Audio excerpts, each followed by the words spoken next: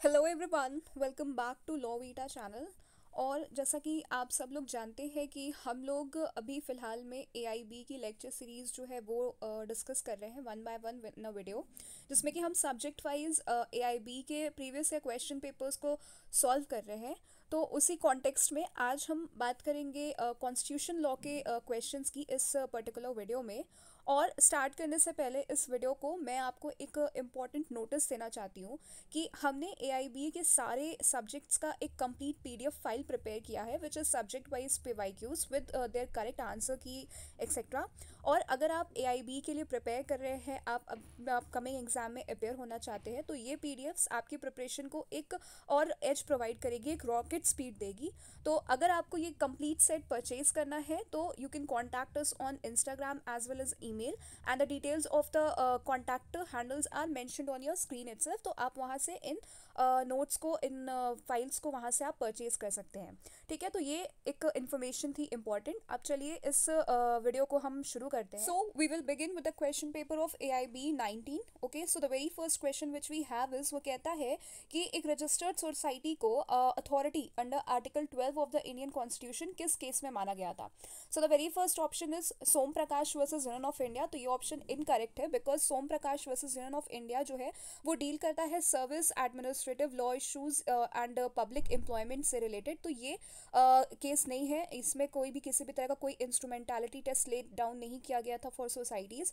Then दूसरा केस is Ajay Hasia versus Khalid Mujib. Yes, this is a very correct option, because इसी केस में supreme court examine whether a registered society constituted an instrumentality or agency of the state and therefore an authority within article 12। ठीक है, तो ये इसका correct answer है।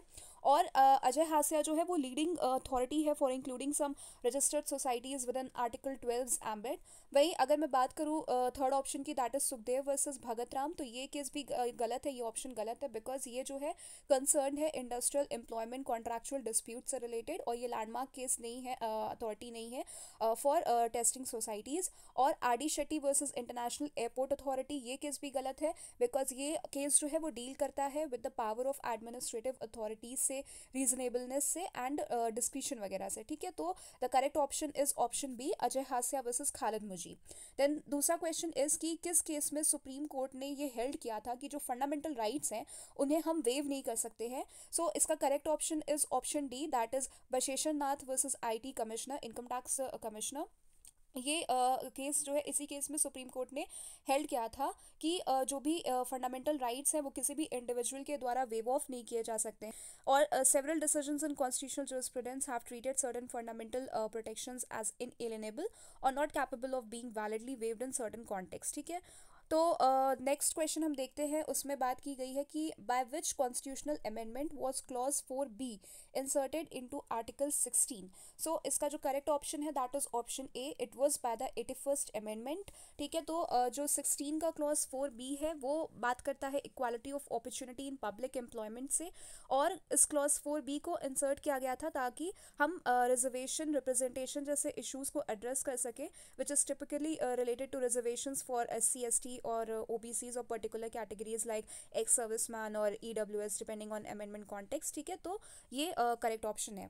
Then next हम देखते हैं, तो पूछ रहा है कि which of the following statement is correct about 106th constitutional amendment act. ठीक है, तो इसमें पहला ऑप्शन इज कि it introduces article 239A by which seats are reserve for women in legislative assembly of the national capital territory of Delhi. Then second option is it introduces article 338 providing for the reservation of seats for women in the House of People. Then third is it also adds article 334A which states in that the said amendment will commence after the first census have been taken after the commencement of the said act, या फिर the above stated shall cease to have effect on the expiration of a period of 15 years from such commencement. So इसमें जो correct statement है वो है statement 3 and 4, but the thing is कि काफ़ी बार AIB में कुछ तरह की मिसप्रिंटिंग्स हो जाती हैं, तो इसीलिए यहाँ पे ऑप्शन नंबर्स में थर्ड एंड फोर्थ का कोई ऑप्शन नहीं गिवन है। तो आप इस चीज़ को याद रखिएगा कि क्वेश्चन नंबर 4 में जो है वो थर्ड और फोर्थ करेक्ट है, इसलिए आप उसको करेक्ट मार्क करिएगा। Then the next question is the parliament enacts the Fair Housing Act 2024 which includes the following provisions. Section 3 prohibits discrimination in renting or selling houses based on religion, caste or gender. Then section 6 जो है वो penalty लगाता है 10,000 की किसी भी तरह के डिस्क्रिमिनेशन के अगेंस्ट। एंड सेक्शन 10 जो है वो मैंडेटरी करता है कि लैंडलॉर्ड्स जो है वो डिस्क्लोज करेंगे the religious background of all tenants in the previous 10 years। Okay, now the question is कि a citizen challenges section 10 arguing कि वो वॉलेट कर रहा है right to privacy under article 21 of Indian constitution, और सुप्रीम कोर्ट जो है वो सेक्शन 10 उसको अनकॉन्स्टिट्यूशनल डिक्लेयर करती है, लेकिन it upholds the other provisions of the law. अब यहाँ पे क्वेश्चन है कि इस पर्टिकुलर सिनारियो में कोर्ट ने कौन से प्रिंसिपल को अप्लाई करते हुए अपना डिसीजन दिया। So the correct option is option number B, doctrine of severability. ठीक है, क्यों? क्योंकि कोर्ट ने बस अनकॉन्स्टिट्यूशनल पोर्शन को हटा दिया, बाकी का जो एक्ट है वो वैलिड है, तो इसलिए यहाँ पे option B is the correct option और answer. Now the next question is कि the reports of the controller and auditor general CAG of India relating to the accounts of a state shall be submitted to home. ठीक है, किसको submit की जाएंगी? सो वो इसका जो करेक्ट ऑप्शन है दैट इज गवर्नर। ठीक है, जो कैग की रिपोर्ट्स होती है वो गवर्नर को सबमिट होती हैं and that is then placed before the state legislature. Okay, and उसके बाद उसको पब्लिक अकाउंट्स कमेटी वगैरह जो है वो उसको एग्जामिन करती है। नाउ नेक्स्ट क्वेश्चन इज कि कौन सा आर्टिकल कॉन्स्टिट्यूशन का ये डिक्लेयर करता है that the supreme court shall be a court of record. तो ये बहुत ही इजी क्वेश्चन है and the correct option is option C, that is article 129। Article 129 जो कि एक्सप्लिसिटली स्टेट करता है कि हाँ, जो सुप्रीम कोर्ट है that shall be a court of record and it shall have all the powers of such a court including the power to punish for contempt of itself। okay, और ये एक specific constitutional provision है। वहीं article 119 जो है वो deal करता है with submission of demands for grants से, इसलिए करेक्ट नहीं है। और आर्टिकल जो 111 है, आर्टिकल 111 डील करता है प्रेसिडेंट के एसेंट से to bills and messages when a bill is passed by parliament. And article 135 that is related to additional powers of the supreme court in relation to providing advisory opinions or special references to the Supreme Court by the President। okay, तो इसीलिए इसमें जो correct option है that is option number C, article 129। Then next question is कि कौन सा article जो है वो डील करता है with the powers, privileges and immunities of parliament and its members. So the correct option is option B, article 105 that deals with the powers, privileges and immunities of parliament and its members, और वो grant करता है freedom of speech in parliament, immunity for things said and acts done in parliament and further details, privileges etc। ठीक है, और वहीं जो article 107 है वो डील करता है special procedure and financial matters से। Article 108 deals with joint sitting of both houses and article 102 deals with disqualifications of members of parliament. ठीक है, ना कि privileges and immunity. So correct option is article 105, that is your option number B।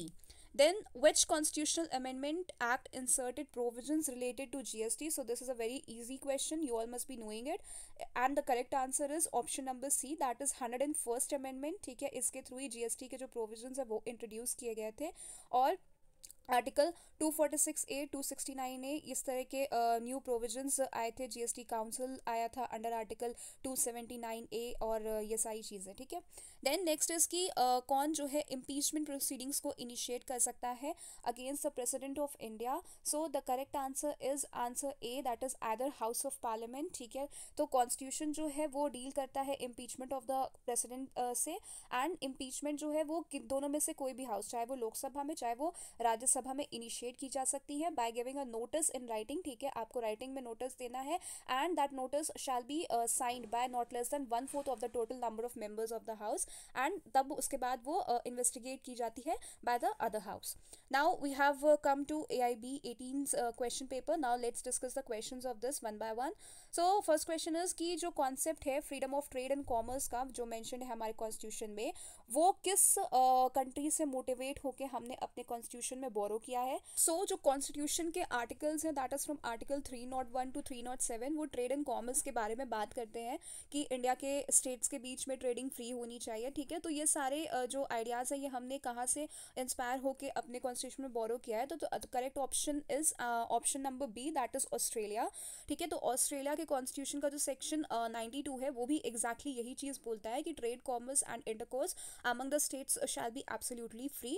और India के framers को ये idea idea पसंद आया तो हमने भी आर्टिकल 301 में इस चीज़ को बोरो करके ऐड कर लिया, ठीक है।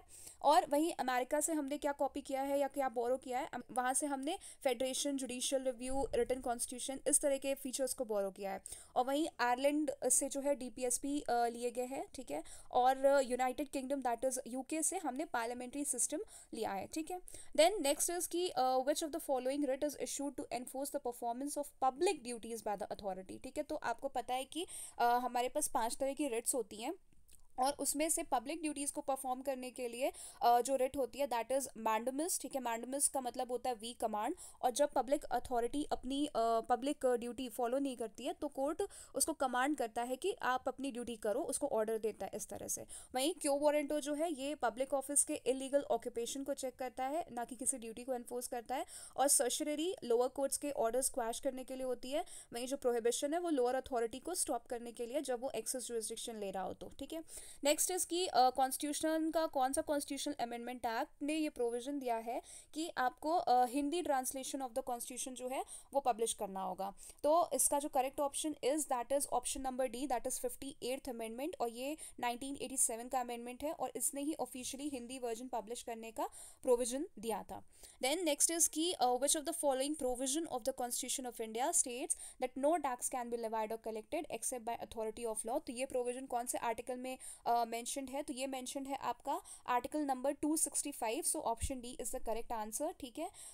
यहाँ पे मेंशनड है कि no tax shall be levied और collected except by authority of law, मतलब कि टैक्स जो है वो सिर्फ पार्लियामेंट या फिर स्टेट लेजिस्लेचर की लीगल अथॉरिटीज से ही लग सकता है, अदर किसी भी मेथड से नहीं लग सकता है। वही जो आर्टिकल 246 है वो बात करता है लेजिस्लेटिव कॉम्पिटेंस की। आर्टिकल 246 ओके, आर्टिकल 256 बात करता है states to comply with union directions की। और आर्टिकल 260 जो है वो फॉरेन टेरिटरी अग्रीमेंट्स वगैरह की बात करता है। नेक्स्ट इज की which of the following constitutional amendment act was passed in light of the advisory opinion received in re Berubari case. So इसका जो correct option is that is option number C, the constitution 9th amendment act of 1960, ठीक है। इसी amendment ने मतलब इसी amendment से बेरुबेरी land exchange allow हुआ था, ठीक है। और इसका जो ईयर है that is 1960, do remember that. Then question is ki which of the following provision of the Constitution of India is relevant for solving questions of repugnancy between a central law and a state law? तो इसका correct option is option C, that is article 254, ठीक है। अगर state law और central law के बीच किसी भी तरह का कुछ conflict arise हो रहा है concurrent list में जो mentioned है, तो वहाँ पे जो center का law है, central law है, वो prevail कर जाएगा। Then next is कि what transition period was provided in the Constitution of India for changing the official language of union from English to Hindi, ठीक है। तो इंग्लिश से हिंदी ऑफिशियल लैंग्वेज चेंज करने का ट्रांजिशन पीरियड कितना था? तो it was 15 years. So option C is the correct answer. और ये आर्टिकल 343 में मेंशनड है कि English shall continue for 15 years. और लेटर जो है पॉलिटिकल कंसेंसस इंग्लिश कंटिन्यूड रही इंडेफिनेटली। नेक्स्ट क्वेश्चन इज कि in which of the following case it was held that there could be no reservation on a single post in the cadre. तो इसका case is चक्राधर Paswan versus this state of Bihar. This is the correct option, जिसमें supreme Court ने बोला कि एक single post जो है उस पर रिजर्वेशन नहीं हो सकता बिकॉज इट बिकम्स 100% रिजर्वेशन, इस वजह से। देन नेक्स्ट इज कि sexual harassment at work place, ये कौन से आर्टिकल का वॉयलेशन है? सो जो ये sexual harassment at work place वाली चीज़ है, इसका जो मतलब ये विशाखा गाइडलाइंस में आया हुआ था 1997 में। सेक्सुअल हरासमेंट को जेंडर इक्वालिटी का वॉयलेशन बताती है ये जो केस है। और इसका जो करेक्ट ऑप्शन है that is option D, article 19(1)(g), ठीक है, जिसमें प्रोफेशन परस्यू करने का राइट है और सेफ वर्क प्लेस जो होना जो है वो एसेंशियल है, ऐसा इस केस में माना गया था। और सेक्सुअल हरासमेंट जैसी चीज़ें जो है वो रेस्ट्रिक्ट करती है वुमेन की ability to work freely. So the correct option is article 19(1)(g। Then next is article 25(2)(b versus 26(b), conflict का सॉल्यूशन कौन सी डॉक्ट्रीन से आता है, ठीक है। Which of the following doctrine has been applied to resolve the conflict between article 25(2)(b and 26(b) of the constitution of India? So the correct option is doctrine of harmonious construction, that is option number A. जब दो constitutional provisions conflict करें तो दोनों को इस तरह interpret करो कि दोनों का जो इफेक्ट है वो कंजर्व हो जाए, ये डॉक्ट्रीन कहता है, ठीक है। तो अब नेक्स्ट क्वेश्चन इज कि which of the following writ can be issued against usurpation of public office? So the correct option to this question is option number C, that is writ of quo warranto. इस writ के through the court can ask कि आखिर तुम किस authority से, किस अधिकार से एक पर्टिकुलर पब्लिक ऑफिस को होल्ड कर रहे हो, और अगर किसी भी तरह की कोई इलीगल अपॉइंटमेंट या फिर किसी भी तरह का कोई फ्रॉड अपॉइंटमेंट हुआ है तो वहाँ पे क्यू वारंटो लगता है, and quo warranto means by what authority. Then next is की कॉन्स्टिट्यूशन के amendment act of 1985 that is anti defection law was added in constitution of India, ठीक है। एंड कौन से अमेंडमेंट एक्ट से ये ऐड हुआ था? इसका answer is 52nd constitutional amendment, ठीक है। ये इसने ऐड किया था 10th schedule which talks about the anti defection law, and इसके कुछ डिस्क्वालिफिकेशन के ग्राउंड्स भी उसमें मेंशन है, जैसे वॉलंटरली लीविंग पार्टी, ठीक है, या वोटिंग अगेंस्ट व्हिप, या independents joining party, nominated joining after 6 months. तो ये सारे जो ग्राउंड्स हैं वो एंटी डिफेक्शन के ग्राउंड्स हैं।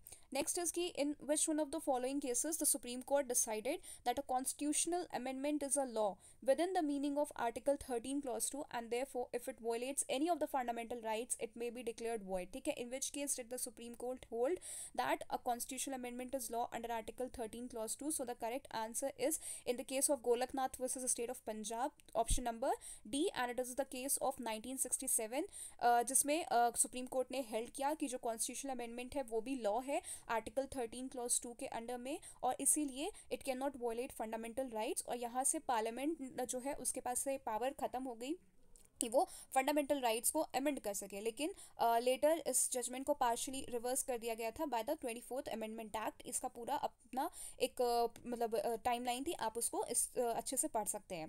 देन नेक्स्ट इज की uniform civil code in India is, ये क्या है यूसीसी इंडिया में? तो ये directive principle of state policy है, डीपीएसपी है, जो कि मेंशन्ड है आर्टिकल 44 में ऑफ पार्ट 4, और इसके थ्रू जो है state shall endeavour to secure uniform civil code. Then next question is कि आर्टिकल 16 के हिसाब से किस ग्राउंड पर एम्प्लॉयमेंट डिस्क्रिमिनेशन अलाउड नहीं है, ठीक है। तो इसका correct option is option number A, that is religion, race, caste, sex, descent, place of birth, residence. Okay, these are the options, और ये completely entirely bare act based question है। Next is की मिनिमम नंबर ऑफ जजेस for deciding substantial question of constitutional law क्या होती है? तो that is minimum should be 5 जजेस constitution bench, option D is the correct answer. Next question is article 300A of the constitution says कि no dash shall be deprived his property save by authority of law। तो इसका correct answer is person, ठीक है। Person यहाँ पे mention है, ना कि सिटीजन, तो यहाँ पे पर्सन के होने का मतलब है कि सिटीजन एंड नॉन सिटीजन दोनों ही प्रोटेक्टेड है। नेक्स्ट इज की title of the constitution of India is laid down in, ठीक है। तो ये किस आर्टिकल में मेंशन है? तो ये मेंशन है आर्टिकल 393 में, और इसी में लिखा है कि this constitution may be called the constitution of India. Then next question is constitutional provisions of fundamental rights are given under which part of the Constitution of India? So this is very easy. It is given under part 3 from articles 12 to 35. Then next is which of the following is not law according to article 13 of the Indian Constitution? Again an entirely bare act based. So the options are rule, तो rule given है वो law होते हैं, then bylaws, then ये भी law होते हैं, custom और usage ये भी law होते हैं, इसलिए यहाँ पे not पूछा है तो यहाँ पे none of these जो है correct answer होगा, क्योंकि वो बस सारे ही लॉ होते हैं under article 13 of the Indian constitution. Then next question is कि इनमें से कौन सी स्केड्यूल जो है वो डील करती है with union list, state list and concurrent list in the constitution of India? So the correct option is option number A, that is schedule 7 में ही ये तीनों लिस्ट प्रोवाइडेड है कॉन्स्टिट्यूशन की। अब हम AIB 16 के क्वेश्चंस को डिस्कस करेंगे। सो पहला क्वेश्चन बोलता है कि ये जो फ्रीडम ऑफ रेजिडेंस गिवन है अंडर आर्टिकल 19, ये किस क्लॉज में दिया गया है? सो आर्टिकल 19 के क्लॉज 1 के अंडर हमारे पास 6 फ्रीडम्स होती हैं, और उनमें एक राइट होता है freedom to reside and settle anywhere in India. अब क्वेश्चन पूछता है कि ये कौन से क्लॉज में? तो ये गिवन है अंडर क्लॉज 1E, ठीक है। और इस फ्रीडम पे कुछ रीजनेबल रेस्ट्रिक्शंस जो है वो भी लगाए जा सकते हैं, और ये मेंशन्ड होगा आपको आर्टिकल 19 के फर्दर क्लॉजेस में, जिसमें कि पब्लिक इंटरेस्ट या फिर ST एरियाज वगैरह एक्सेट्रा, इनके बेसिस पे कुछ रीजनेबल रेस्ट्रिक्शंस हो सकते हैं। और वहीं ये क्लॉज क्लॉज 1D जो है वो बात करता है मूवमेंट के राइट से, free movement in India. Clause 1B deals with peaceful assembly का राइट, एंड 1C जो है वो बात करता है एसोसिएशन के राइट का। नेक्स्ट इज की ऑब्जेक्टिव रेजोल्यूशन जो कि 22 जनवरी 1947 को अडॉप्ट किया था, ये किसके द्वारा ड्राफ्ट किया गया था? So it was drafted bye Jawaharlal Nehru, ठीक है। यही ऑब्जेक्टिव रेजोल्यूशन बाद में प्रियम्बल का बेसिस बना एंड सॉवरेन इंडिपेंडेंट इंडिया को एक फाउंडेशन दिया। नेक्स्ट इज की राइट टू प्रॉपर्टी जो है उसको फंडामेंटल राइट से एलिमिनेट किया गया था, लेकिन ये किसके टेन्योर में किया गया था? तो ये किया गया था आपके मोरारजी देसाई के टेन्योर में, 44th कॉन्स्टिट्यूशनल अमेंडमेंट 1978 ने ही आर्टिकल 31 जो है वो हटा दिया था। एंड अब right to property article 300A में गिवन है, और ये अब एक कॉन्स्टिट्यूशनल राइट है, ना कि एक फंडामेंटल राइट है। नेक्स्ट इज कि what is meant by procedural ultra vires. Procedural ultra vires का क्या मीनिंग है? सो अल्ट्रा वायर्स का मतलब होता है बियॉन्ड द पावर, और अगर rule making authority procedure follow नहीं करती है तो रूल जो है वो इनवैलिड हो जाता है। So the correct option is option A and B both. So यहाँ पे ऑप्शन डी जो है वो सही हो जाएगा। नेक्स्ट क्वेश्चन इज कि ये जो ग्राउंड है error of law apparent on the face of the record, ये किस रिट से कनेक्टेड है? So it is connected with certiorari. ठीक है, certiorari means quashing illegal judicial या फिर quasi judicial orders. Then next is की protection against arrest and detention in certain cases is mentioned in which of the following articles of Indian constitution. So this is mentioned under article 22, option C is correct, जिसमें कि जो आपका article 22 का 1 और 2 जो है वो प्यूनिटिव डिटेंशन सेफगार्ड प्रोवाइड करता है, और जो आर्टिकल 22 का क्लॉज 3 और 4 है वो भी वो प्रिवेंटिव डिटेंशन सेफगार्ड प्रोवाइड करता है, और मैक्सिमम पीरियड जो है वो पार्लियामेंट जो है वो प्रिस्क्राइब कर सकती है बाय लॉ, ऐसा गिवन है। Next is article 300A of the Indian constitution, that is right to property. ये किस कॉन्स्टिट्यूशनल अमेंडमेंट के द्वारा इंसर्ट हुआ था? तो ये इंसर्ट किया गया था, मैंने अभी आपको ऊपर ही बताया, 44th अमेंडमेंट एक्ट के थ्रू। वहां से आर्टिकल 31 को रिमूव कर दिया गया, और right to property a fundamental right नहीं है, ये सिर्फ एक कॉन्स्टिट्यूशनल राइट हो गया है। नेक्स्ट इज की office held during the pleasure of every person who is a member or a defence service or hold any civil post under the union holds office during the pleasure of. ठीक है, ये doctrine of pleasure, तो ये option इसका B correct option है। Article 310 ही बात करता है डॉक्ट्रिन ऑफ प्लेजर की, जिसमें यह कहा गया कि civil servants can hold office during the pleasure of the president. Next is कि the power to enact a law relating to the citizenship of India is left to under the provisions of Article 11 of the Indian Constitution। ठीक है, तो citizenship law बनाने का power article 11 के under किसको दिया गया है? तो ये दिया गया है पार्लियामेंट को। पार्लियामेंट ही सिटीजनशिप लॉज बना सकती है, जैसे कि उसने सिटीजनशिप एक्ट 1955 बनाया था। नेक्स्ट इज की आर्टिकल 315 जो कि बात करता है पब्लिक सर्विस कमीशन के बारे में, उसमें कौन से स्टेटमेंट सही है? सबसे पहला स्टेटमेंट इज कि there shall be a public service commission for the union and a public service commission for each state, तो ये सही है, ये गिवन है हमको आर्टिकल 315 में। Then the public service commission for the union if requested to do by the governor of a state may with the approval of the president agree to serve all or any of the needs of the state, तो ये statement जो है वो भी सही है, ये mentioned है आर्टिकल 315 के क्लॉज 4 में। तो यहाँ पे जो ऑप्शन सी है वो सही हो जाएगा, because both the statements are correct. Next is कि मेनका गांधी का केस में क्या लीडिंग डिसीजन आया था? तो इसमें राइट ऑफ हियरिंग से रिलेटेड है। आर्टिकल 21 जो है that must be fair, just and reasonable, and ये नेशनल जस्टिस का भी प्रिंसिपल है, that right to be heard. ठीक है, audi alteram partem. Next, we have come to AIB 15th question paper, and now we will see its question one by one. So the very first question is कि Parliament may by law establish administrative tribunals under the Constitution, ये कौन से article में provided है? So the correct option is option number B, that is article 323A। ठीक है, यही article जो है वो Central Administrative Tribunal plus State Administrative Tribunals बनाने का specific provision provide करता है, and it allows Parliament to create tribunals for disputes relating to recruitment, service conditions, promotion, disciplinary proceedings, etc. Next question is कि the Supreme Court invoked the principle of transformative constitutionalism in the case of. So the correct option would be option number A, that is Navteej Singh Johar versus Union of India of 2018। इसी केस में supreme Court ने decriminalise किया था homosexuality को by reading down section 377 of IPC, और court ने कहा कि constitution is a transformative document designed to uplift marginalised identities. ठीक है, और फंडामेंटल राइट्स जो है that must be interpreted progressively, ऐसा कहा गया था। और वहीं अगर मैं बात करूँ सुरेश कुमार कौशल के केस की वर्सेस नाज फाउंडेशन, तो इसने सेक्शन 377 को अपहेल्ड किया था, और नाज फाउंडेशन 2009 में first time that read down 377 but later on it was reversed. And Aruna Shanbaug 2002 के केस में that was passive euthanasia issue, so that has nothing to do with this particular thing. Then next is कि Anuradha Bhasin versus union of India 2020 का जो case है उसको किस चीज़ में, उस केस में मतलब किस चीज़ को चैलेंज किया गया था? तो that is option number A, that is internet shutdown in Jammu and Kashmir. ठीक है, इसमें पेटिशनर ने फाइल किया था इस केस को, रिट को फाइल किया था under article 32, challenging orders that suspended internet, stopped all communications after article 370 changes and all, अगस्त 2019 के पीरियड में। और यहाँ पे सुप्रीम कोर्ट ने हेल्ड किया इंटरनेट एक्सेस जो है that is integral to freedom of speech, जो कि गिवन है अंडर आर्टिकल 19(1)(a, और गवर्नमेंट को पब्लिश करने चाहिए शटडाउन ऑर्डर्स, और रिस्ट्रिक्शन जो है वो टेम्परेरी होनी चाहिए, proportionate as well as reviewable होनी चाहिए।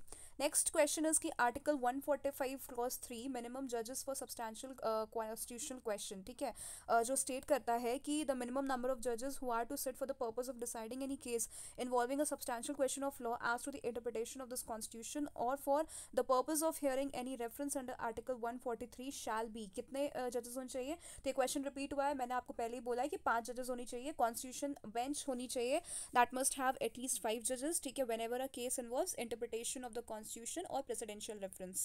Next is कि which case held that petitioner has sufficient interest to maintain petition under article 32, so the correct option is option B, DC Wadhwa versus state of Bihar का case है 1987 का। इसमें Bihar government repeatedly जो है रीप्रोमुलेटेड ordinances लेके आ रहा था विदाउट लेजिस्लेचर अप्रूवल, और यहाँ पे जो प्रोफेसर थे DC वाधवा, उन्होंने PIL फाइल की और सुप्रीम कोर्ट ने हेल्ड किया कि उनके पास सफिशिएंट इंटरेस्ट नहीं है to challenge abuse of constitutional process, इसलिए ये केस जो है वो एक क्लासिक PIL स्टैंडिंग केस है।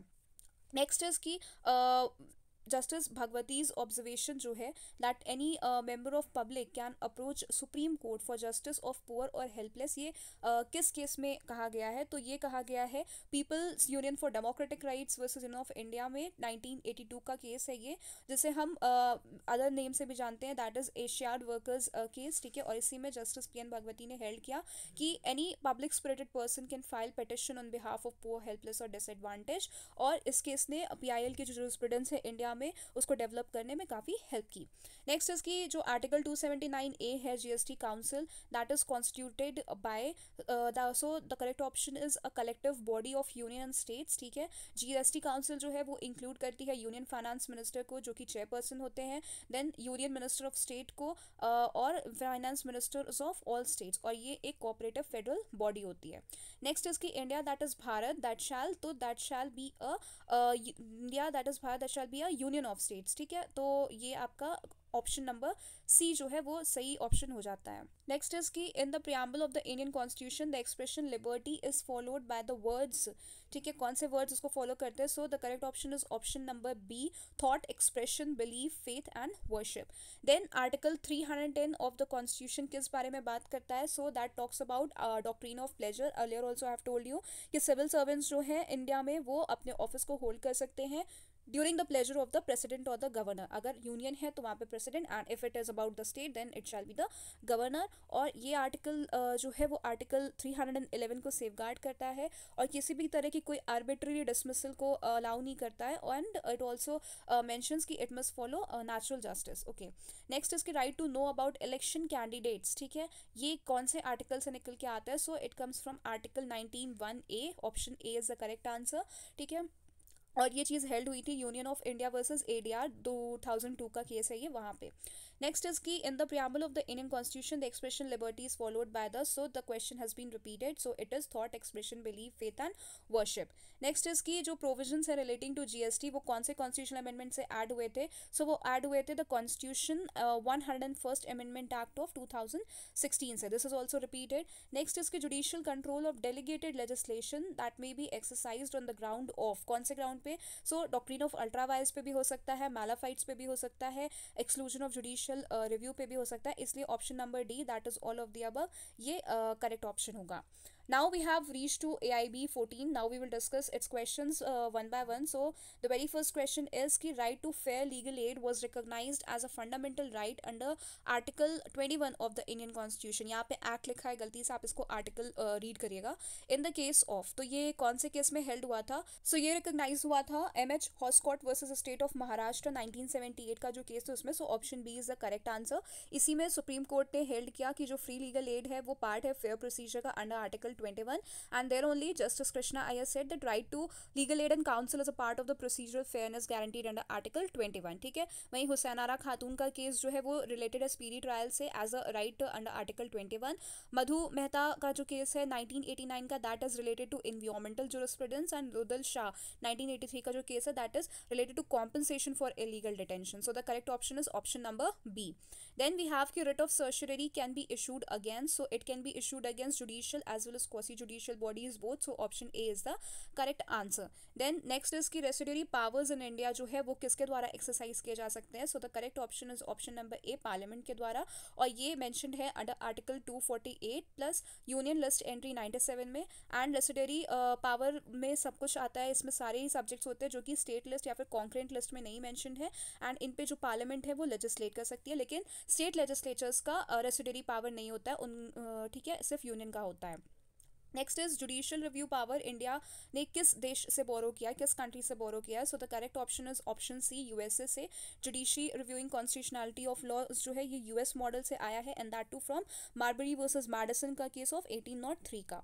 Then next is की enforcement of which of the following articles of the Constitution of India cannot be suspended even during the proclamation of emergency. ठीक है, तो इसका answer is option number B, that is 20 and 21. ठीक है, article 359 का clause 1 जो है वो अलाउ करता है सस्पेंशन ऑफ फंडामेंटल राइट्स के एनफोर्समेंट का, एक्सेप्ट आर्टिकल 20 and 21, और ये जो है नॉन डेरोगेबल राइट्स हैं. और नेक्स्ट क्वेश्चन इज की under which of the following articles of the Indian constitution parliament is empowered to legislate with respect to a matter जो कि गिवन है स्टेट लिस्ट में इन नेशनल इंटरेस्ट. सो इसका correct option is article 249 option A. इसमें राज्यसभा जो है वो pass कर सकती है resolution with 2/3 majority that it is necessary in the national interest. तब पार्लियामेंट जो है उसके पास में पावर आती है कि वो स्टेट लिस्ट में मेंशन्ड आइटम्स के ऊपर लेजिस्लेट कर सके. वहीं आर्टिकल 250 जो है वो डील करता है नेशनल इमरजेंसी से रिलेटेड है, वो ड्यूरिंग नेशनल इमरजेंसी तब वो कॉन्स्टिट्यूशन जो है कॉन्स्टिट्यूशन में जो पार्लियामेंट है वो उसके ऊपर लेजिस्लेट कर सकती है. 252 में स्टेट की कंसेंट से कर सकती है, और 253 इंटरनेशनल ट्रीटीज वगैरह में. देन नेक्स्ट इज की which case held that right to life does not include right to die. So the option correct option is Shrimati Gian Kaur versus state of Punjab, option number B.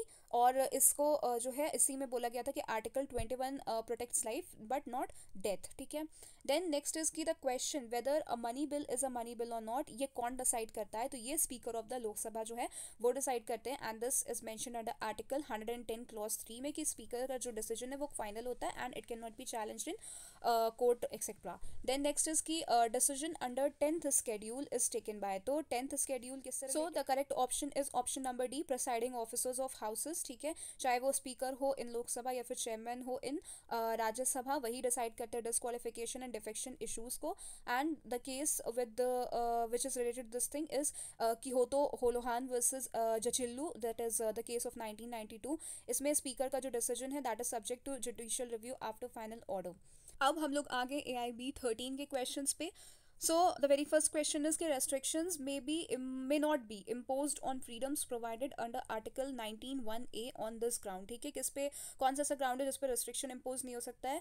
So defamation पे होता है, public order पे भी होता है, sedition पे नहीं होता है, and security of the state पे भी होता है. So the correct option is option number C. Okay, sedition जो है वो एक IPC में होता था, अब हमारे BNS में ये offense है भी नहीं. देन नेक्स्ट इज की right guarantee to citizen only is. So कौन से आर्टिकल हैं इसमें जो कि सिर्फ सिटीजन को प्रोवाइडेड है राइट्स. तो that is option number C, article 19(1)(a) which talks about freedom of speech, movement, profession etcetera. ठीक है, that is only given to article the citizens and not foreigners. Then next is कि president can be removed on the ground of. तो कौन से ground पे president को remove किया जा सकता है. So he can be removed only on the ground of violation of constitution. ठीक है, this is mentioned under article 61 कि प्रेसिडेंट को सिर्फ इम्पीच किया जा सकता है only for violation of the constitution and no other ground, not misbehaviour, not incapacity etcetera. So the correct option is option number C. Then next is कि इनमें से कौन सा एक फेडरल फीचर नहीं है. Written constitution is there, double set of government is also there, rigid constitution is also there, but single citizenship is not there because that is a unitary feature and not a this federal feature. Then next is कि under article 368 parliament may not amend. क्या amend नहीं कर सकती है. So वो basic structure that is option D, वो इसका correct option है, उसको amend नहीं कर सकती है. ये basic structure का जो doctrine है that was laid down in the case of Kesavananda Bharati versus state of Kerala of 1973, जिसमें कहा गया कि पार्लियामेंट जो है वो कॉन्स्टिट्यूशन के किसी भी पार्ट को अमेंड कर सकती है इंक्लूडिंग पार्ट 3, बट वो जो बेसिक स्ट्रक्चर है उसको डैमेज नहीं कर सकती। और बेसिक स्ट्रक्चर में काफ़ी चीज़ें आती है, जैसे rule of law, judicial review, federalism, secularism, democracy, ये सारे etcetera etcetera. Then next is की which article starts with subject to public order, morality and health. कौन सा इनमें से जो आर्टिकल है वो इससे स्टार्ट होता है? तो आर्टिकल 15 जो है, जो कि बात करता है क्या कहते हैं, प्रोहिबिट करता है डिस्क्रिमिनेशन एक्सेट्रा की, वो इससे स्टार्ट होता है। देन नेक्स्ट इज की मैंडमस जो रिट है वो किसके द्वारा इशू की जाती है? तो वो इशू की जाती है by the this supreme court and high court both, so option D would be the correct option. ठीक है, मैंडमस का मतलब होता है वी कमांड, और ये इशू की जाती है पब्लिक ऑफिशियल्स को या फिर स्टैट्यूटरी बॉडीज को, ताकि उनकी जो परफॉर्मेंस है ऑफ लीगल एंड और पब्लिक ड्यूटी उसको एनफोर्स किया जा सके। लेकिन डिस्ट्रिक्ट कोर्ट जो है इसको इशू नहीं करती है, they can not issue writs. Okay, then the ex officio chairman of the council of states is कौन है? तो council of state is Rajya Sabha, उसका ex officio chairman is the vice president, so option C is the correct answer. Then next is की right to property, अभी मैंने बताया कि वो एक कॉन्स्टिट्यूशनल राइट है, it is no more a fundamental right, so option B would be the correct answer. Then which of the following writs means to produce the body of a person? So that is option number D, that is habeas corpus. ठीक है, ये habeas corpus का मतलब ये होता है produce the body, and it is issued, कब issue किया जाता है? कब जब रॉन्गफुल डिटेंशन हो या फिर इलीगल कस्टडी में रखा गया हो या फिर कोई भी नॉन कंप्लायंस हो विद प्रोसीजर से। सो ये मोस्ट पावरफुल रिट होती है to protect personal liberty and all. Then next is की delegated legislation was declared constitutional, कौन से केस में? So it is the historic case of re Delhi laws act case. ठीक है, that is option number B of 1951 it is, and ये एक landmark judgement है delegated legislation पे, और इसमें ही हेल्ड किया गया था कि जो एसेंशियल लेजिस्लेटिव फंक्शंस होते हैं उनको हम फर्दर डेलीगेट नहीं कर सकते हैं। देन नेक्स्ट इज की so right to free legal aid को फंडामेंटल राइट के तौर पे under article 21 of the Indian constitution कौन से केस में रिकॉग्नाइज किया गया था? So the correct answer is Hussainara Khatoon versus home secretary state of Bihar, the case of 1979। ठीक है, इसी केस के थ्रू हमारा जो PIL मूवमेंट है in India that was started, and इसी केस में स्पीडी ट्रायल को भी एज अ फंडामेंटल राइट जो है वो ट्रीट किया गया था अंडर आर्टिकल 21 से लिंक करते हुए, and free legal aid is a part of fair just and reasonable procedure, ये इस केस में ही हेल्ड हुआ था। द नेक्स्ट इज की joint sitting of both houses of parliament may be called by, so the correct option is option C, that is the president, और ये given है अंडर आर्टिकल 108, जिसमें लिखा है कि president summons joint sitting to resolve deadlock between Lok Sabha and Rajya Sabha. Now we have come to the question paper of AIB 12, and the very first question is कि the first constitutional amendment was enacted in. So the correct option is option number B, that is 1951 में enact किया गया था, और इस amendment के through articles 31A and 31B को insert किया गया था, as well as 9th schedule को भी इंट्रोड्यूस किया गया था, ताकि जो लैंड रिफॉर्म से रिलेटेड लॉज हैं उनको स्ट्रेंथन किया जा सके, एज वेल एज जो रीजनेबल रेस्ट्रिक्शंस गिवन है अंडर आर्टिकल 19 उसमें उसको भी ऐड किया जा सके। Then the next is landmark habeas corpus petition was filed during emergency, that is कौन सा केस है वो? तो वो केस है ADM जबलपुर वर्सेस शिवकांत शुक्ला का 1976 का, and it is also known as the habeas corpus case. ठीक है, जो कि इमरजेंसी के टाइम में डिसाइड भी हुआ था। देन नेक्स्ट इसकी डॉक्ट्रिन ऑफ प्लेजर जो है वो किसको अप्लाई करता है? So I have already told you कि डॉक्ट्रिन ऑफ प्लेजर जो है वो सिविल सर्वेंट्स के ऊपर एप्लीकेबल है, इसलिए option B is the correct answer. Then next इसकी जो आर्टिकल 361 है that provides what? So authority to union government to dismiss the state governments, नहीं। Authority to state governments to pass legislation, नहीं। Then protection and immunities to the president and governors from being prosecuted in courts, yes. So the correct answer is option number C, this one. Article 361 जो है वो बात करता है कि president या फिर गवर्नर जो है वो आंसरेबल नहीं हो सकते हैं किसी भी कोर्ट के समक्ष for exercise of official duties and all, and they can not B criminally prosecuted during their term. ठीक है, और किसी भी तरह की कोई अरेस्ट जो है वो नहीं अलाउड होती है, और जो सिविल प्रोसीडिंग्स हैं वो रिक्वायर करती है एटलीस्ट 2 मंथ्स का प्रायर नोटिस। ठीक है, नेक्स्ट इज की जो SR Bommai versus union of India का केस है वो किससे रिलेटेड है? तो वो रिलेटेड है प्रेसिडेंट्स रूल इन स्टेट से, so option A is the correct answer to this one, and it is a case of 1994 जिसमें कि सुप्रीम कोर्ट ने हेल्ड किया था कि जो प्रेसिडेंट का रूल है under article 356 that is subject to judicial review. The next question is कि Supreme Court has decided in Kesavananda Bharati versus state of Kerala, क्या इनमें से डिसाइड किया गया था? सबसे पहला है कि पार्लियामेंट जो है वो कॉन्स्टिट्यूशन की किसी भी प्रोविजन को अमेंड कर सकती है, एंड नहीं तो फिर दूसरा है कि parliament can not amend any provision of the constitution, this option is also wrong. Then parliament can amend any provision of the constitution but not to alter the basic structure and basic feature of the constitution, so this is a very correct answer. So option C is the correct answer to this question. Next इसकी इनमें से कौन सा private right नहीं है? So right to property, right of freedom, right to education या फिर none of the above. So option number C that is right to education जो है वो प्राइवेट राइट नहीं है, और राइट टू एजुकेशन प्रोवाइडेड है अंडर आर्टिकल 21A, इसलिए ये पब्लिक राइट है and it is enforceable against the state. The next is की separation of judiciary from executive is guaranteed in constitution under which article? So that is given under article 50, and article 50 is a DPSP जिसमें कहा गया है कि this one state shall take steps to separate judiciary from executive in public services, और ये judicial independence को at district level जो है वो इंश्योर करता है. Then article 213 empowers the governor to promulgate ordinances. ठीक है, कब गवर्नर जो है ऑर्डिनेंसेस ला सकता है? So when the state legislature is not in session during the course of legislature session on the recommendation of the state cabinet या फिर with the permission of the union government. So option A is the correct answer, that when the state legislature is not in session. ठीक है, next इसके financial relations जो होते हैं between the state and centre, वो कौन से article में डिफाइंड है? सो वो डिफाइंड है आर्टिकल 264 से लेकर के 293 तक में, इसलिए जो ऑप्शन नंबर सी है वो करेक्ट ऑप्शन हो जाता है. देन इसकी जो रूल ऑफ लॉ है ये किसने डिफाइन किया था? सो this is a very easy question. It was defined by A.V. Dicey. ठीक है, यहाँ पे A.Y. डाइसी लिखा गया है, गलती से ये लिख दिया गया होगा, it should be A.V. Dicey. Then ये जो डाइसी का रूल ऑफ लॉ है उसके अकॉर्डिंग सुप्रीमेसी होनी चाहिए लॉ की, equality before law and predominance of legal spirit, ये 3 कॉम्पोनेंट्स है रूल ऑफ लॉ के. Then now we have come to the paper of AIB 11. ठीक है, सबसे पहला क्वेश्चन इसकी जो राइट टू अपील है वो कैसा राइट है? नेचुरल राइट है, इनहेरेंट राइट है, स्टैट्यूटरी राइट है या फिर डेलीगेटेड राइट है? तो ऑब्वियसली स्टैट्यूटरी राइट है. अगर किसी स्टैट्यूट में प्रोवाइडेड है कि yes there is a provision of appeal, तभी आप अपील फाइल कर सकते हैं. देन नेक्स्ट इज की the supreme commander of the defence force of India is, so it is obviously the president, so option A is the correct answer. Then retirement of age of Supreme Court judges is, so what is the retirement age? That is option number D, 65 years. Then which one is not a fundamental right? इनमें से fundamental right कौन सा है? So obviously right to property is now a constitutional right and it is no more a fundamental right, so option B is the correct answer, right to property.